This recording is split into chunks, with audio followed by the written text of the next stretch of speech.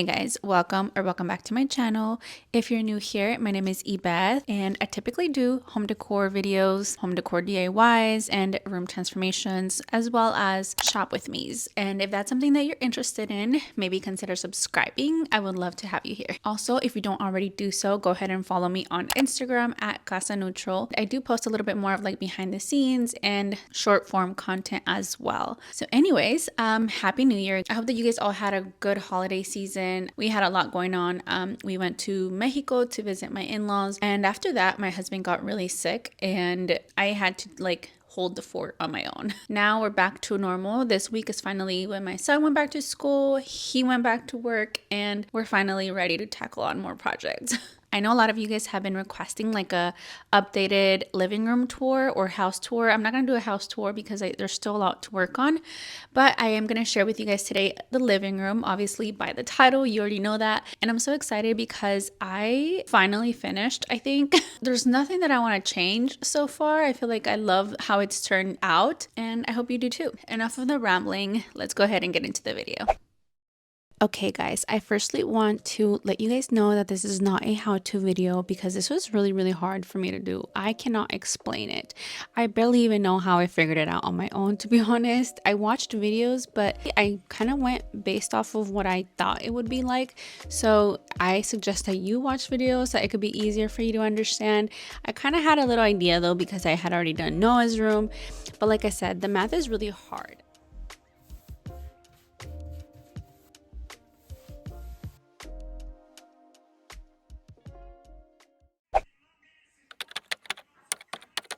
The purpose behind the reframing of the fireplace was only because I wanted an outlet on the fireplace, because I actually had to hang, or not hang, but plug the TV to the wall and you would see the ugly cord hanging. That really bothered me. It didn't look clean, and my husband finally tackled this project, which by the way, this was always our intention. The time that we spackled or covered the fireplace the time before was just temporary, and it looks so good. I'm so happy with it.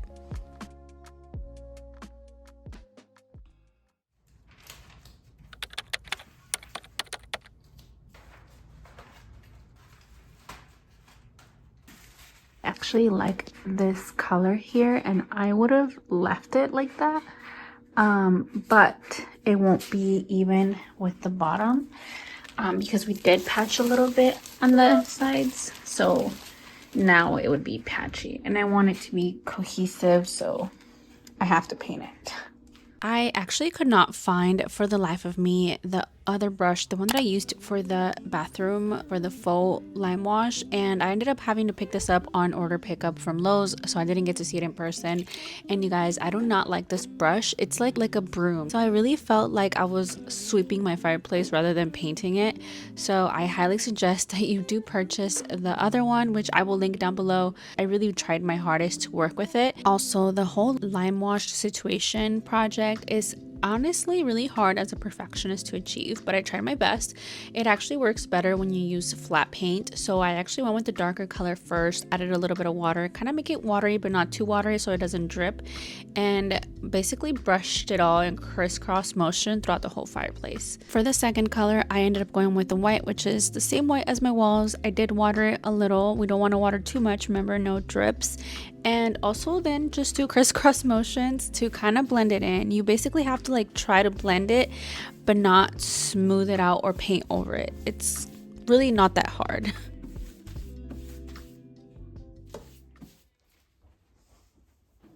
It's time.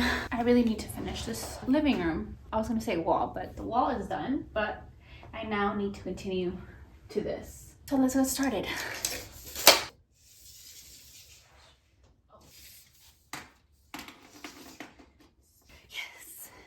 First off, this is not a tutorial because it's hard to explain.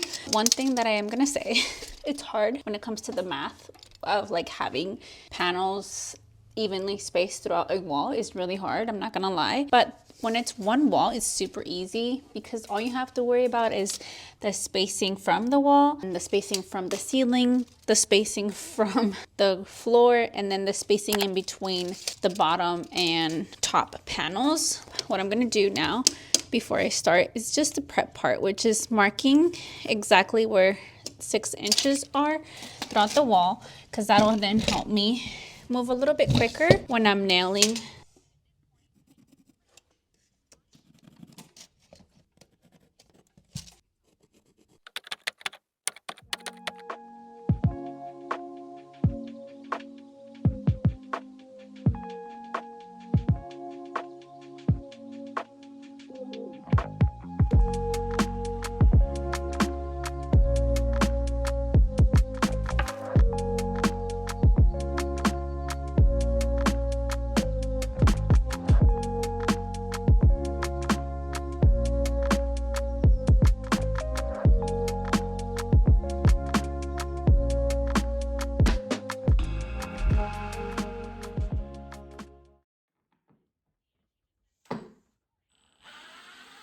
For the next DIY, I thought that I would revamp my existing Ottoman. I was actually inspired by this really pretty Ottoman from Lolo Interiors.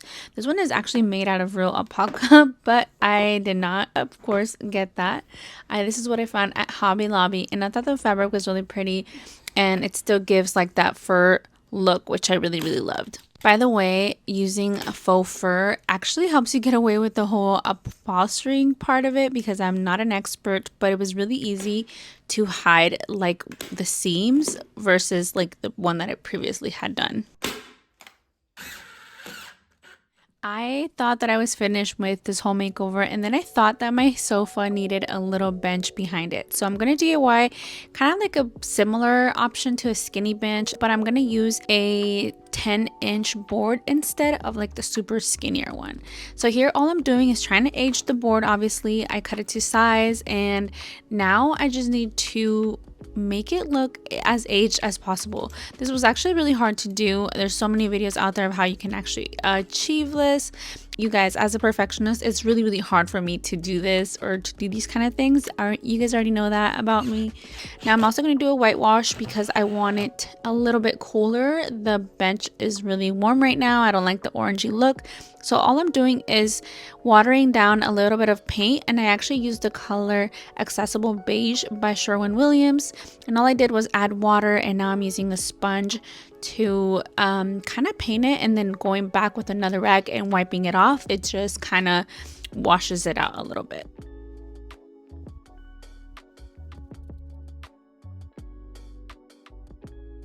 After I whitewashed it, I felt like it needed a little bit more of an aged look, so I actually ended up using this age glaze, I think it's called. It's from Rust-Oleum, and I am also dabbing it with a sponge and then going back and wiping it off. And I actually love the way that this look. I was really, really scared about it, but I love the end result. Guys, I wanted to talk to you guys about these lights. They're kind of like a spotlight, kind of, not like your typical recessed lighting, and they're a little smaller and actually a lot deeper, so that they create that effect. I don't know if you can tell, but what I like about these is that they leave kind of like a spot effect, kind of like you see right here, and I love that ambience. I've wanted to do this for a really long time. I will actually compare it to like restaurant bathrooms. I love, or just restaurants, like some restaurants in general have like this kind of lighting, and I thought it was so pretty and moody, which is why I ended up buying these, and my husband installed them for us, and they look so good. I will link them in the description box for you guys in case you like this kind of effect. And my favorite is just like the vibe that it gives, like these vessels, whatever you guys want to call them, planters, and it kind of like creates like a, you know, like a spot moment.